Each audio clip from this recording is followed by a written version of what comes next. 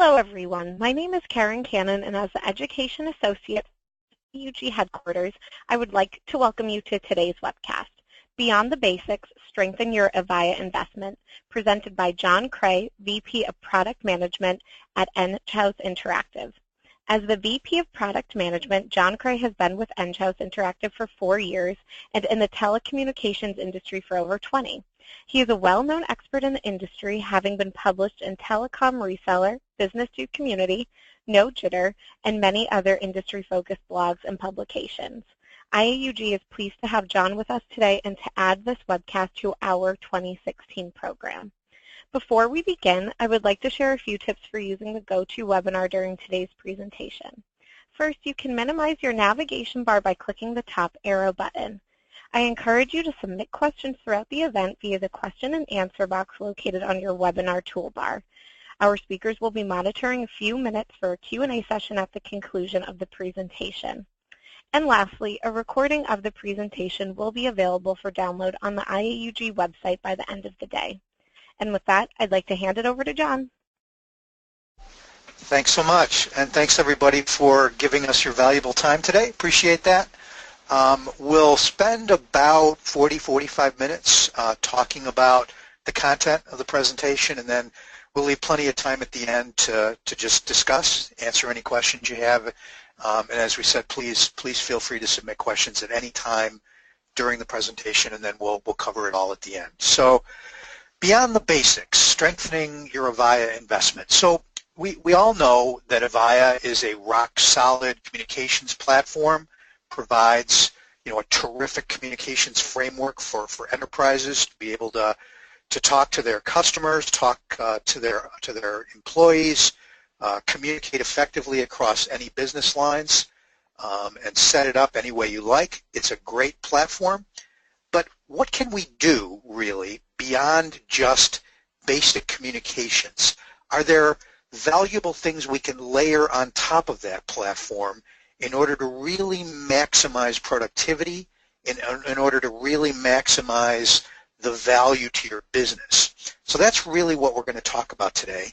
I'm from Enghouse Interactive. So Enghouse is a Avaya Gold partner, has been for decades. We're a registered member of the Avaya partner program called DevConnect.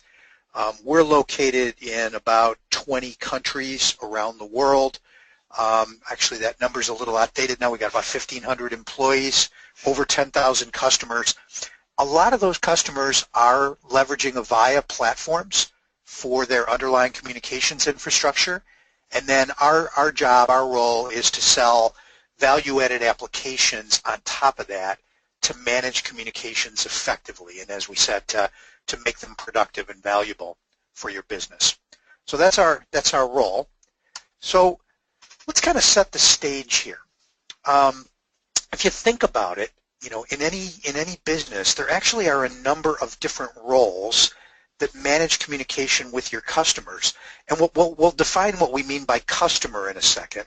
But let's just talk about this. It'll kind of become clear as we go. So first, many businesses have an operator, a receptionist, an attendant, someone who sits at the front line and handles walk-ins if they physically walk into your office, or handles phone calls or other forms of communication if they come in from the outside world, and then routes them to the right person or department to handle that request. So that's one group or individual who handles communication with the outside world. What about the help desk? So as your enterprise grows, the needs for handling formalized HR requests becomes more prevalent. The need to handle formalized IT requests becomes more prevalent, and so on and so on. So how do you handle a payroll question? How do you handle a problem with a PC or a telephone? Typically, you have a help desk who processes those kinds of interactions, and those goes through the same communications framework as everything else. And then, of course, you've got your contact centers. You've got your sales people, who might process orders or handle complex sales. You've got a customer service department. You've got a finance department who may be reaching out for accounts payable kinds of needs or accounts receivable and so on. So you've got a lot of connections out to the outside world. And if you think about it, most of these individuals are probably literally using the same communications framework so that, number one, they can talk to the outside world since it's connected through trunks or some other mechanism out to the outside world over the internet, or then number two, can talk to each other, within the enterprise. So typically, you see people using the same underlying single platform for all purposes and for all communications. But how do you make it valuable? Like take the receptionist, take the attendant. How do you make that person productive? Well, typically the way you would do that is you would, again, have them all connected through a same underlying Avaya platform, but then layer on applications. And in the case of an attendant, they would often use an attendant console application, an operator console, whose intent it is to allow them to graphically see things coming in to the business, identify who's coming in, possibly have that person go through some kind of auto attendant to gather a little bit of information. And then, if they need live help, have that live person be able to access the presence and other information, departmental directory information, to be able to send that interaction to the right place. In the case of, the enterprise sales organization, let's say, they might have access to a CRM system. It might be Salesforce or Microsoft Dynamics or SAP or Oracle or whatever it might be. But they also want to manage great communication and have that tied to the business record in CRM. A very simple example there would be Click to Dial, where they bring up a contact record, and with a single click they want to be able to place a call out to that person. Another very basic example is what in the industry is called screen pop, where when a call comes in, say from the outside world, and the customer gets identified through caller ID or through an IVR, we're then able to pop up that customer record on the screen of that salesperson so that they don't have to go hunting for it. It's about productivity. It's about making that person very, very effective. And then on the back end, we want to make sure we auto-populate, say, an activity, that a call took place at such and such a time, and that it was about X, right? And so if we can automate as much of that process as possible, we're adding a lot of value to that salesperson. In the contact centers, the traditional contact center like customer service, we're looking at enabling contact center agents to be highly productive, providing them an omni-channel now is the key phrase in the industry. What used to be called multi-channel is now omni-channel, because conversations can flow across media channels, can become instant messages, can become video sessions, can become whatever. And if the agent has a great desktop that enables them to manage that conversation effectively, they can be extremely productive. And then of course the managers in the organization want to be able to look at analytics. They want to be able to see what's going on. How quickly am I answering customer calls or emails or chats or video sessions or whatever it might be in your business? Can I see that, and can I see it in real time so that in case something goes wrong, say I get a flood of calls to a particular group of agents, I might want to move more agents into that group because their service levels are going down. So how do I do that? How do I do that in real time? Do I have the right management tools to allow me to do that?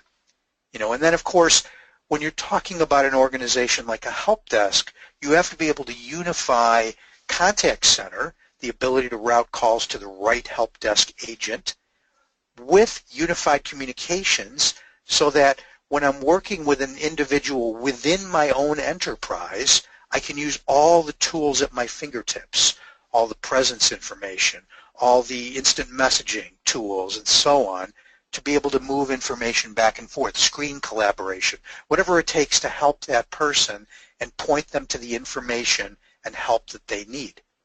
So if we take a look at this screen, we see that in the center we've got that core Avaya communications platform, but around the outside we've got all these applications that layer on top of that platform that provide great productivity tools to the people that are providing that service to their customers.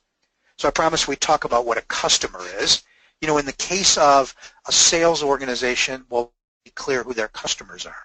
They're the people they're selling to, the people they're handling, they're helping during that sales process. In the case of customer service, that's pretty clear. In the case of finance, less so. It might be partners or customers that they're working with, but in all these cases, they're serving that audience, and that audience is their customers. And in the case of the help desk, it's often the employees of the organization itself. So when, those employees are effectively the customers of the help desk. But because the tools are generic, they're able to treat a customer as a customer and not necessarily as, a segmented customer. Because the tools are built to be relatively generic, they're able to serve all these different kinds of audiences in a pretty consistent way.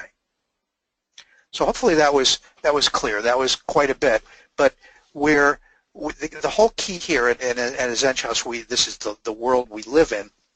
We're trying to build things that are serving these different constituencies in a way that makes them very productive and that increases the value of their communications. Why isn't a PBX in and of itself good enough? Well, let's take the contact center application, because it's probably, of the things we've talked about, got some of the more complex use cases for handling great communications. The PBX in today's world provides a lot of great underlying communications framework.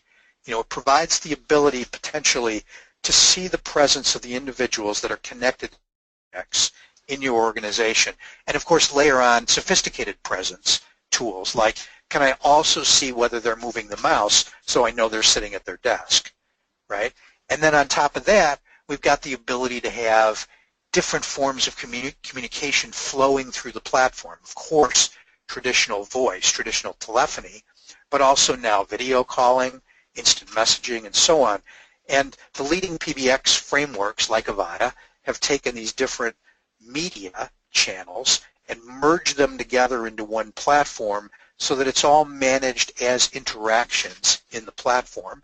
And then, of course, if you want to talk to multiple individuals, either inside or outside the enterprise, you can layer on conferencing as well. And so now you've got, on the PBX side of the line, a lot of great communications capabilities. But that doesn't solve the entire problem for something as complex as a contact center. For one thing, contact centers typically need to route interactions to just the right person to handle that interaction. Now, arguably, you could say, well, why don't I just use the ACD functions of the switch? It's got routing. It's got the ability to define a group and then basically put calls as they come into that group. And that's okay, but what if you want to also manage other channels that don't flow through the PBX, like emails flowing through an email server, or web chats coming in through your corporate website where a customer then requests a live chat with an individual, or instant messages. Well, that can come in through the PBX, but ACDs can't always queue those, or video, or whatever it might be. So one reason to move to a more universal queuing and routing engine is to bring in these other channels and route them using the same kinds of rules as you do for calls. So how does that work? If you use a universal queue, it means that an email coming from your most important customer could actually be prioritized ahead of a call from a less important customer. That's one of the traditional examples. Or you could basically do things based on aging and service levels, or you can do true skills-based routing, or you can do relationship-based routing, where you know who the customer is, you know who they talked to last, and you can route it to that individual again because there's an existing relationship. Or you could do customer value-based routing, where the value of a customer is determined by dipping into your customer database, determining this is your platinum customer, and making sure they get routed with the lowest hold time, to the right individual. get that person answered right away because they are very important to your business. So there's a lot of different rules that a good queuing and routing engine can layer together across all these channels of communication. But it's much more than that, of course. As we know, you then get everything else that you would want from a traditional contact center application. You know, you want to be able to provide collaboration between agents and their supervisor. You know, you want to be able to integrate to CRM for kind of what we've talked about, to dip into databases to identify customers, to pop up screens and integrate with those screens so that the agent is very productive. You want to be able to automate outbound communications, you know, so that more and more we're seeing now proactive, highly efficient communications that are automatically triggered based on some rule. You know, if you think about it, in a healthcare organization, how often now do we get a text message that tells us about our next appointment is coming up, or that we have a prescription that's due, or whatever it might be. In a utility, we might get an outbound notification of an outage in our area. You know, in a financial services organization, we might send a proactive outbound notification that we have a low account balance, or that there's a good loan rate available, or whatever it might be.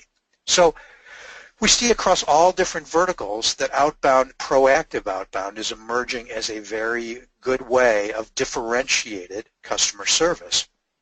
And that needs to work, again, in an intelligent way through that same communications framework.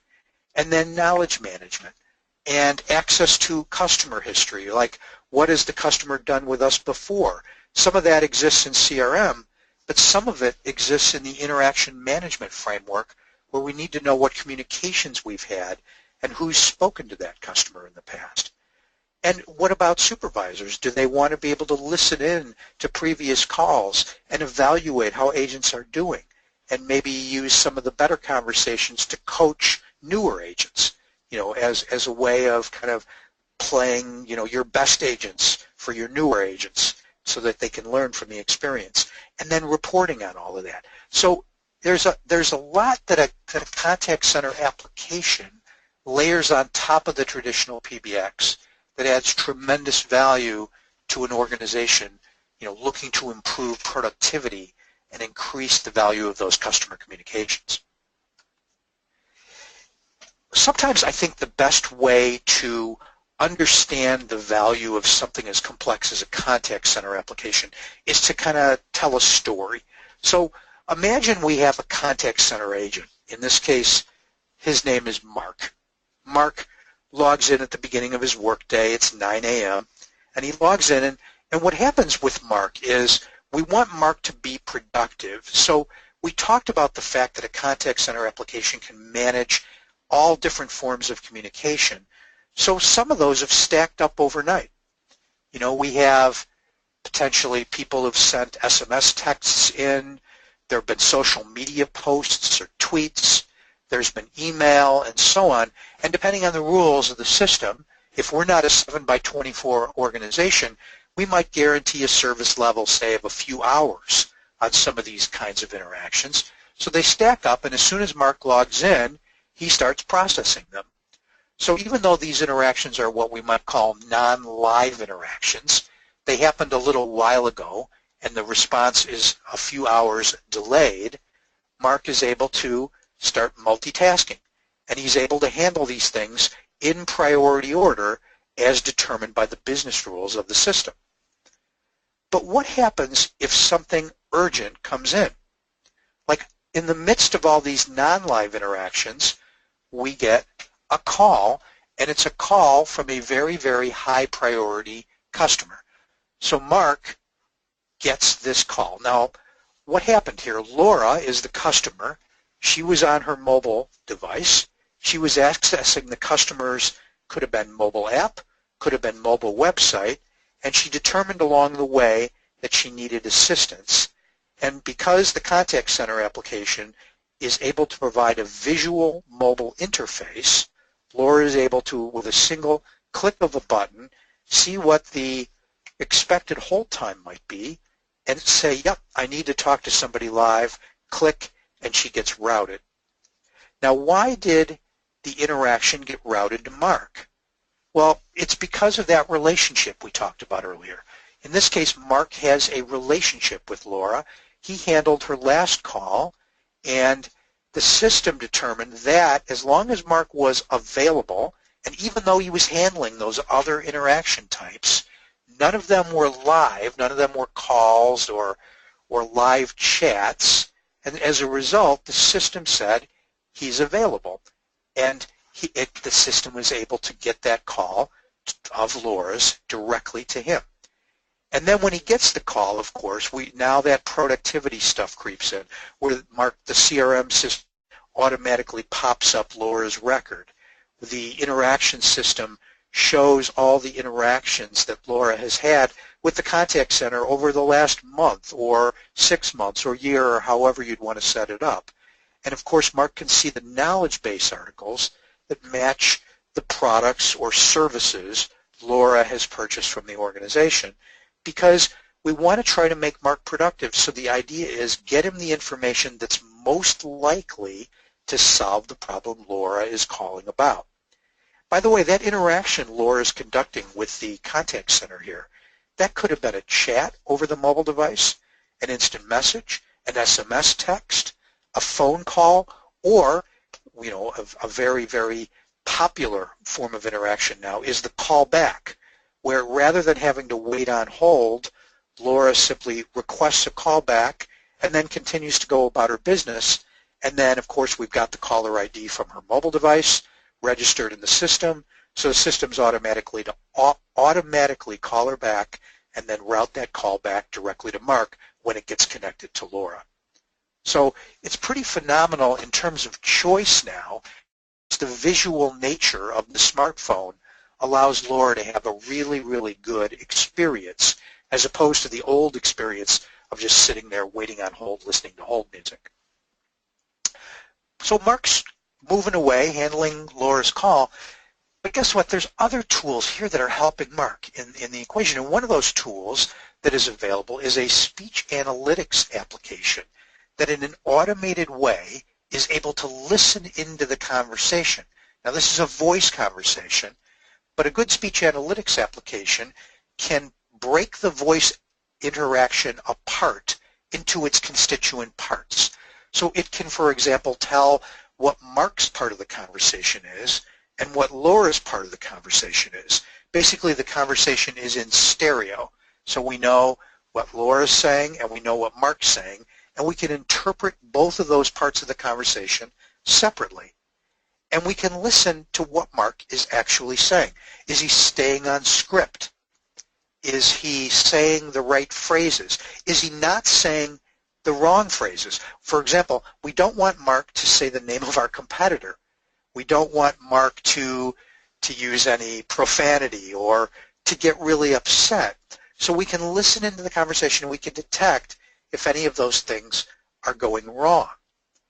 We also can do what are called soft evaluation analytics. We can see if Mark is interrupting Laura when Laura's trying to speak. We can detect the speed of the conversation, and we can tell Mark if he's talking too fast. We can detect the volume of the conversation, and we can tell Mark if he's speaking too softly or too loudly. We can listen to the tone of Laura's voice, and we can determine whether Laura is getting upset. There's all kinds of things we can do here. We can even detect whether the clarity of the conversation is there. Is Mark speaking clearly? Is Laura able to understand him? We can even pair together phrases, questions and answers. Like if Mark asks a question, did we get the right answer from Laura? Did I solve your problem today? Yes. We can detect that automatically, put that into a database so that later managers can see that. So it's very powerful now, and the whole idea here is, in addition to all the information we provided to Mark, we're also guiding him through a productive conversation. Even with all those tools, though, what if Mark needs help? He's able to flag his supervisor in real time. Remember, we talked earlier about the fact that good contact center applications allow supervisors to interact in real time. And in this case, the supervisor is walking around. She's not sitting at her desk.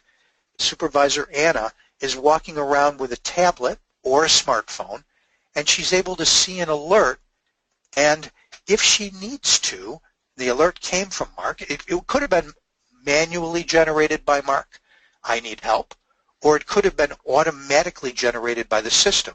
For example, if speech analytics determines that Mark is saying the wrong things or the customer is getting upset, we can automatically alert Anna as well. She sees that alert, and she's able, with a Bluetooth headset, to literally monitor the conversation in real time. And then she can text to Mark, instant message him. She can break into the call and talk to the customer, or she could whisper in Mark's ear and help him. Whisper coaching is the phrase there. So she could help him by just talking just directly to him. Very powerful. Anyway, with all of those tools, they're finally able to solve Laura's problem, and then Mark is able to go back to those other non-live forms of communication. The whole idea here is we've flattened out the agent's workday. He's working on live calls and live chats when they need to be handled, but when they don't, he's able to work on the non-live interactions that have a lower service level requirement. And we're able to flatten the workload and the productivity of the agent throughout the day. And then, of course, later, we're able to, oops, sorry, I'm having a little bit of problem with PowerPoint here. Sorry about that. Sorry, just let me bring that back up.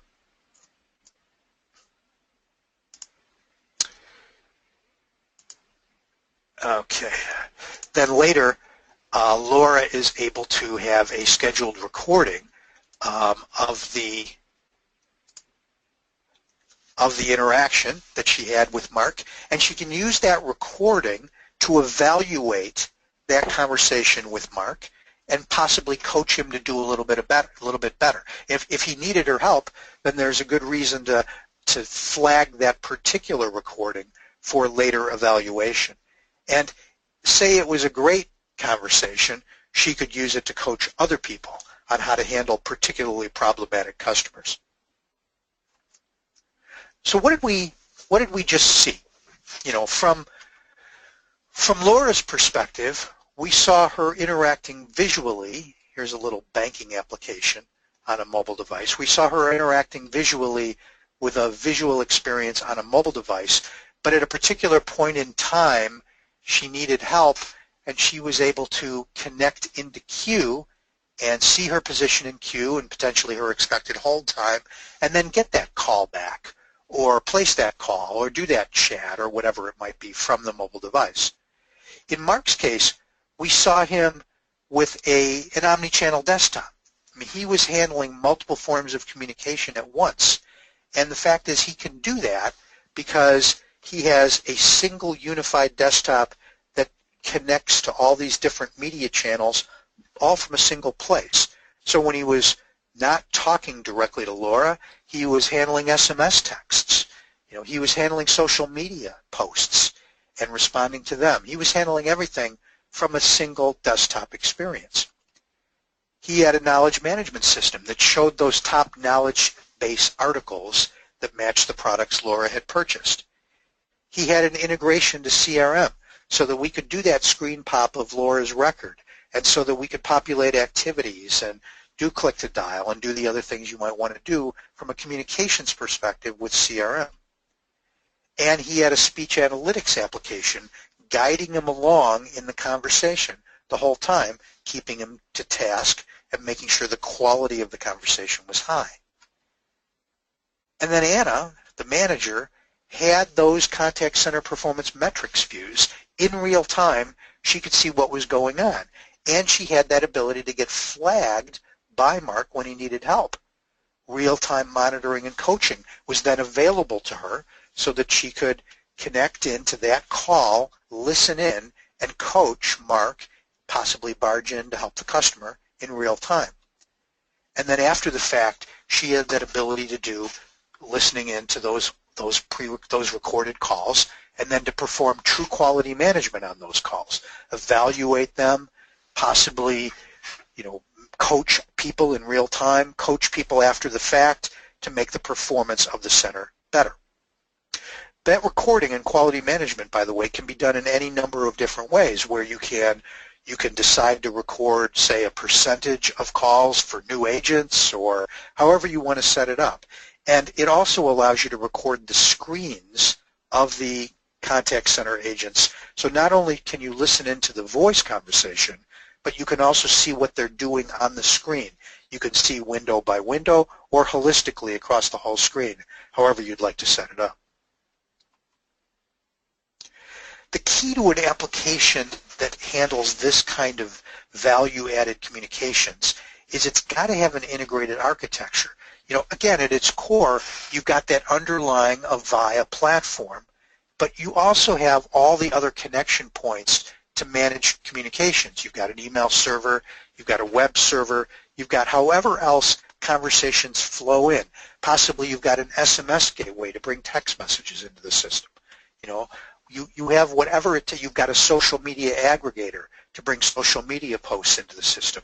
But it all has to flow in through a centralized system that has an integrated database for reporting, handles all the different forms of communication, and has that universal queue to allow you to set up business rules to queue and route things the way you want them.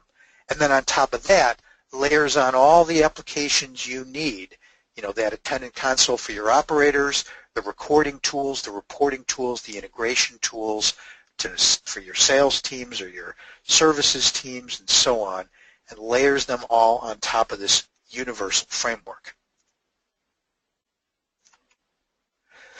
So that's at its core what we're talking about here, right? We're talking about valuable applications layered on top of the platform that really add a lot of value. But what happens if you want to, say, take communications to an enterprise level? Well, there's a couple of things that we mean by enterprise here. One is, of course, that we mean that we want to make communications valuable for everybody in our enterprise, for all the people that are out there sitting at their desks using phones in the traditional model. But how can we make that smarter for all of our enterprise users? We'll talk about that, but the definition of enterprise is sometimes referred to as enterprise class. How do we make sure that we've developed these applications in a way that they really work in an enterprise that cares about uptime, that cares about things just working all the time, 7/24? How do we do that? If we go back to this picture, you know, this picture of our contact center and communications management framework that is multi-channel, that is channel, how do we handle making this an enterprise class framework? Well, let's say you're multiple locations. If you have multiple locations that you're serving, but you want to do that through a universal communications framework, you want to make sure that this system supports connections to different communication servers in different locations. You know, you might want to trunk calls, for example, into Site A and Site B, and then, of course, for disaster recovery purposes, have a Site C that can serve either Site A or Site B in the case of a site disaster or failure. And what happens when the network fails between these sites? So you want your system to be able to handle these different kinds of failure conditions, but have the communications continue. Because in the case of something like a contact center, like a customer service center, the key is it can't go down. It's got to keep serving your customers across, you know, across your 7/24 enterprise requirement. Let's take an example of what you might see. You know, if you've got a multi-site contact center and you've got Site A and Site B connected through a common infrastructure, then you're going to have that universal queue there that we see, where the green interactions from Site A are displayed on the right, and the blue interactions from Site B are all blended together into one universal queue. Networks, though, can be problematic, right? So the network connection between Site A and Site B can have problems. You know, in one case, it could hiccup for a few milliseconds. You know, if it just hiccups, then you don't want to disrupt the normal operation of your system. You want to keep those interactions visible for those agents and just keep going. And that's what we do, right? So we can tell that it's a hiccup because we can set a timer and see that it was a very brief interruption in service. So when we don't do anything, we don't change any rules, we don't pull anything down or replace anything, we just keep running.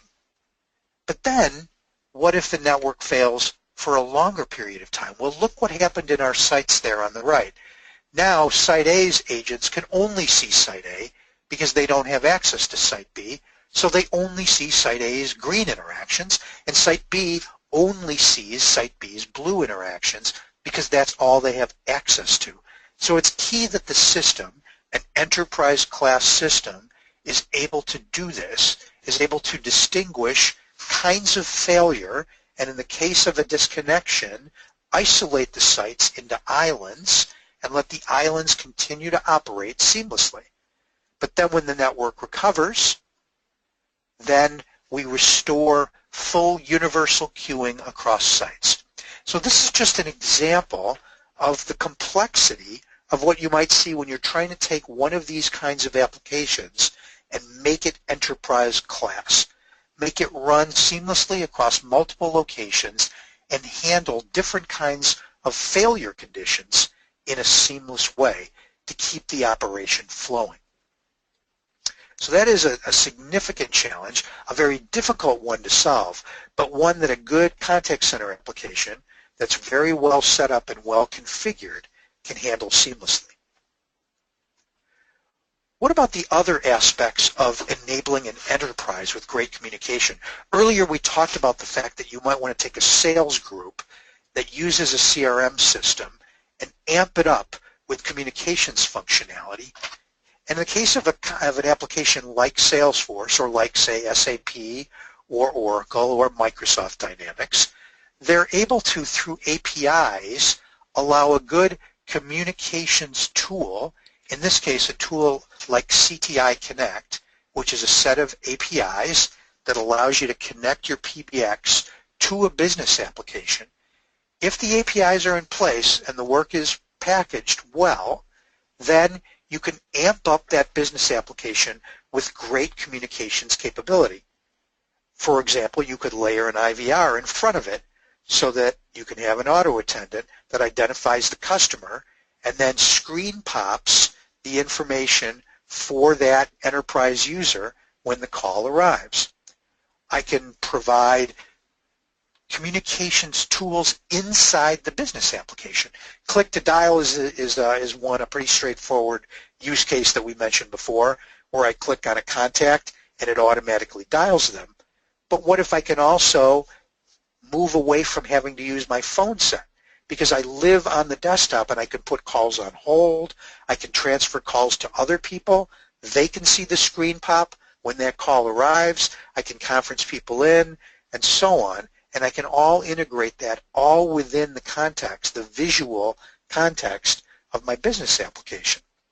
And then, of course, when I'm done, I can automatically populate activities. I can automatically enter wrap-up codes, almost like a contact center agent would, in order to provide better reporting and analytics later about how my sales team is handling these kinds of things. And by the way, these kinds of tools can layer into any business application, not just, say, a prepackaged application like Salesforce, but with a little bit of work, potentially even a homegrown application that you use in your business for really any purpose that you might have. And of course, all packaged and integrated with Avaya communications frameworks, including Communication Manager and Avaya IP Office. You can even go so far as to controlling the display of the phone set itself. So if you have an existing investment in Avaya, say, CS1000 phones, there are applications available to take control of that display and provide value-added applications on top of that. You know, in a pretty basic example, say you're in a hospital setting and you needed a paging system to be able to page doctors, and you wanted that system to work with those existing phone sets, you could provide a voice paging system. You could connect in a corporate directory and have that displayable on the phone. You know, you can use custom applications in a hotel, for example. You could layer on voicemail and other services on top of those phone sets and provide a little visual indicator on the phone that you have voicemail available, or provide a directory service for the hotel, or provide broadcast alerts in the event of an emergency. All these kinds of applications can be layered directly on top of the phone sets so that in the enterprise, which has users that are not traditional contact center agents, you can still get a lot of visual value on top of traditional basic telephony infrastructure. Quick case study before we go to questions. Snap-on Tools. Most of us have heard of Snap-on Tools. They're actually a franchised organization that sells tools to contractors and basically even those of us who try desperately to fix our own homes. They have a lot of great tools available, and they have a set of franchises that are sort of independent operators that deliver these tools out to their customers. Their challenge was they want the franchise owners who are often on the road, these might be the contractors that are out there on the road, they needed to be able to communicate with the centralized organization in case they need help with a delivery or availability of tools or whatever it might be. They needed that support from anywhere to anywhere, right, while they're on the road. So the traditional telephony model is one form of communication required by Snap-on, but they also, with this increasingly mobile world, wanted to support integrated SMS because they wanted their truckers, now while they're driving of course, but the truckers out there on the road or at customer sites to be able to SMS text in and quickly get customer service. So they wanted that universal queue, but they wanted it all to flow through the Avaya platform. And so SMS was layered in, and with the Enghouse application they were able to universally queue and route both calls and SMS sessions to contact center agents who could prioritize these in a universal queue and deal with them in the order they were received. And then those SMS sessions to the agents, they look like a live interactive session. So on the screen, they basically see the equivalent of a web chat, and they have access to common responses and all the contact center tools, the ability to transfer an SMS session to another agent if needed, and so on and so on. I mean, sometimes SMS texts ask for more than one thing. And if I'm contact center agent A, I know I can maybe solve part of the problem, but then I have to transfer the session to agent B in order to solve the rest. And this system was able to do that for them and conduct those sessions in real time. It made it really easy for the franchise owners to reach support because they didn't have to sit there waiting on hold. They could SMS text, go about their business, and then get the response once the agent got the interaction. And that led to a really, really rich and great experience for them.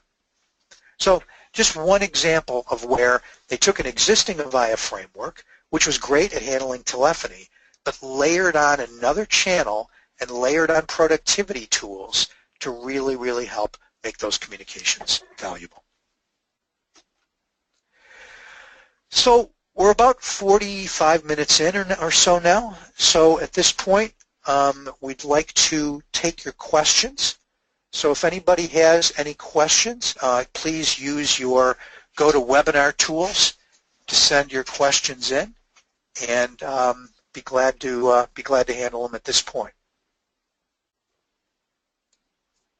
Give you guys a couple minutes just to feed in any questions that you might have. Great, John. While attendees are entering their questions, do you want to share any thoughts with us?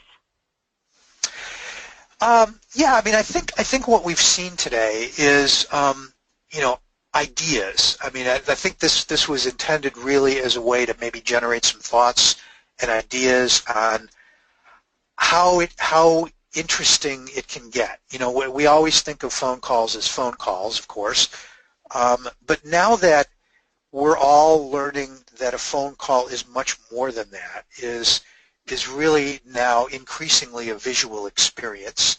You know, we're all on smart devices now, so when we place a call, we know we have access to data along with that call at any time. Things are getting richer and more complex and more valuable at the same time. And so how, as businesses, do we use those new tools and capabilities to increase our differentiated customer service? You know, I think the businesses that are being smart and are thinking about ways to layer voice and data together, to extend out options for their customers, to think about it from their customers' perspective. You know, if my customers are commonly on mobile devices, how do I leverage their location, where they are, their GPS? How do I leverage their visual experience in the best way? How do I really amp that up? That is what we should be thinking about, and so the good applications will allow you to do that. Okay, so I'm actually trying to see this question here. Okay.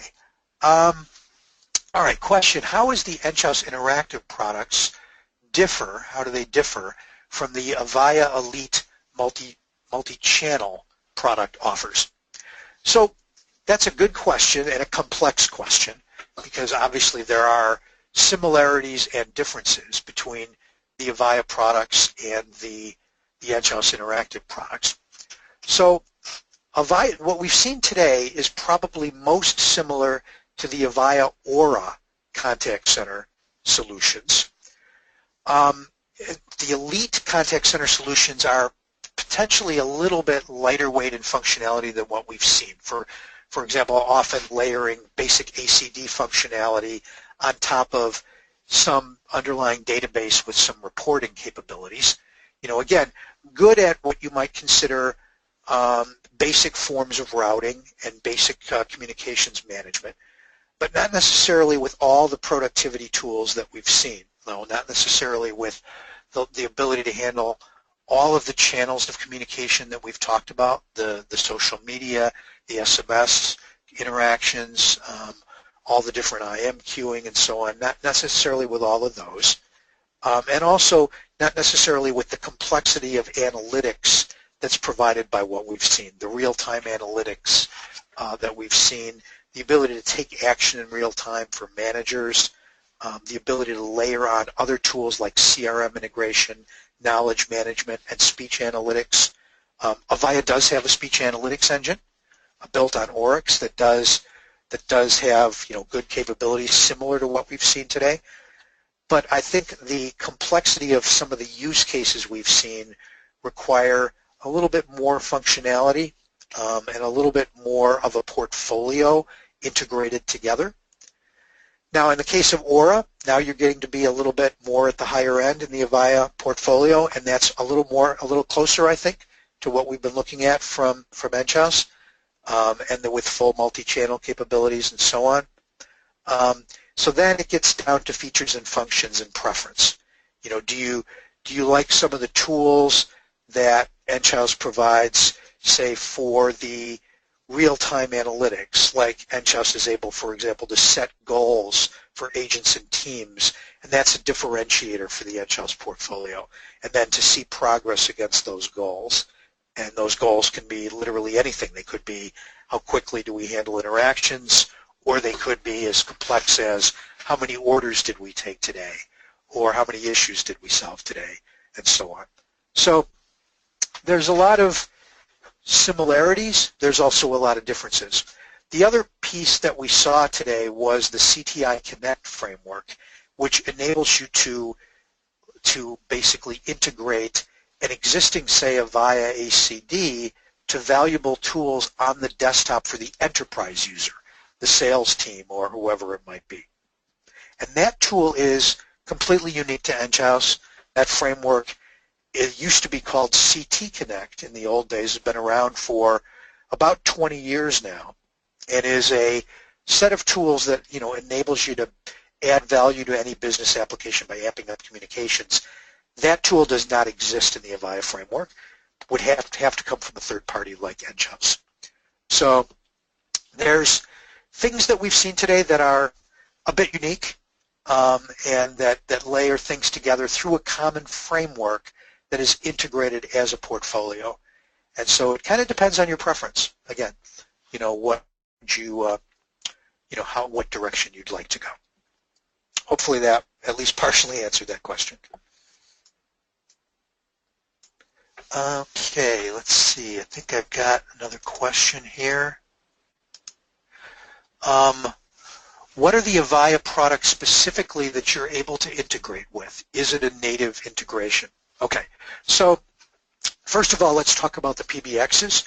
We're able to integrate directly with Avaya Communication Manager, the big PBX infrastructure that you might have in place. We're also able to integrate with Avaya IP Office, both the IP500 and the server edition of configurations of IP Office. The functionality available may differ slightly based on which platform we're integrating to, but for the most part, we're integrating to those underlying layers. Now, we do leverage queuing on the PBXs as part of the framework. So what that means is that when a call goes into queue, we are freeing up any, say, SIP ports or whatever you might be using, and we are directly queuing on the switch. And then when the call gets connected out to the agent, we're integrating through the CTI layer of the switch to do that.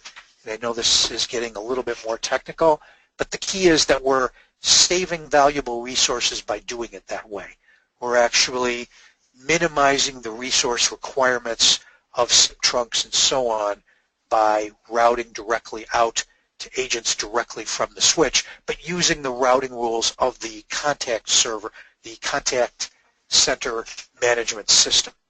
So hopefully that makes sense. And then the IVR capabilities that we've seen, including mobile IVR, connect directly into those Avaya PBXs as well. So it's all visually presented and visually available, directly integrated. And yes, it is natively integrated to those PBXs. So the integration is actually twofold again. We're integrating for the voice path through SIP with a SIP stack that we've built, and we're integrating through the CTI layer of the PBXs in order to do things like control calls and also to detect any condition that might occur with a call. Like let's say an agent or an enterprise user reaches over and picks up their phone set. We get an event from the switch so that we know they're off hook, we know they're making a call. And so then we can track that in our database and report on it.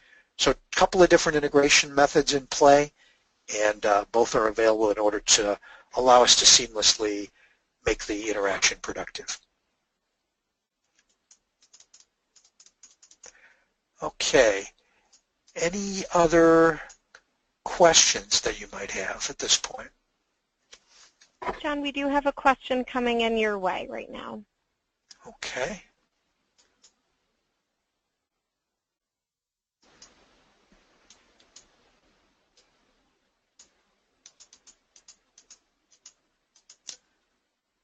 Oh, there we go.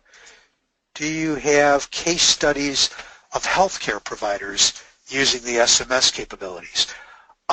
We do. I'm going to have to get permission from our marketing folks to share specific customer names. But we actually have quite a number of healthcare customers who are using the communications tools to amp up the value of their healthcare interactions. For example, we have healthcare providers that are running nurse hotlines where intelligent queuing and routing is vitally important there. In particular cases, remember we talked about where there's a personal relationship. If there's a relationship with a patient, between a patient and a nurse, then that kind of routing can become very, very valuable. And we have cases where we've used that connection, previous interactions with a particular nurse, to control the routing to make sure the interaction goes to the right person. Of course, we talked about proactive notifications and communications. And in healthcare, that's huge, where we're able to, with our proactive communications capabilities, automatically send appointment reminders, prescription renewals, and so on through a variety of different communications techniques out to patients. And in this case, the patient can select whether they want to receive it as a voice call reminder, automated, where an automated message is played, a text message through SMS, or an email. And our framework can handle any of those forms of communication. And then we've built prepackaged integrations to some of the leading healthcare applications in the space, Epic, McKesson, and so on, so that we can dip into their databases to identify who a patient is when the interaction comes into the system, and then we can then route accordingly, and then, of course, as we talked about, screen pop the application on the patient record and allow that interactivity between the healthcare application and the interaction management system. So that's all in place. Lots of case studies there in the healthcare area. We can provide some of the specifics of individual case studies offline once I'm able to get permission from the marketing folks to do that.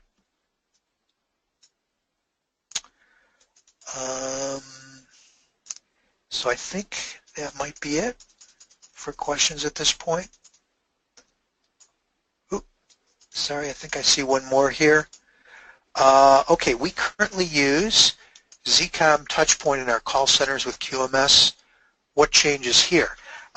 Okay, well, so ZCOM, as some of you might know, was an Enghouse Interactive acquisition about 4 years ago. The ZCOM application was acquired and became known as Communication Center, Enghouse Interactive Communication Center, after the acquisition. So it still basically is the existing ZCOM framework, which integrates to both Communication Manager and IP Office, so either or both PBX frameworks. And what's changed is over the last, say, 3 years is that the old ZCOM desktop application has now been replaced by a UI called Touchpoint, which we saw some screenshots during the presentation today. Some of those real-time analytics views were in fact Touchpoint, the Touchpoint application, and we're continuing to improve on that.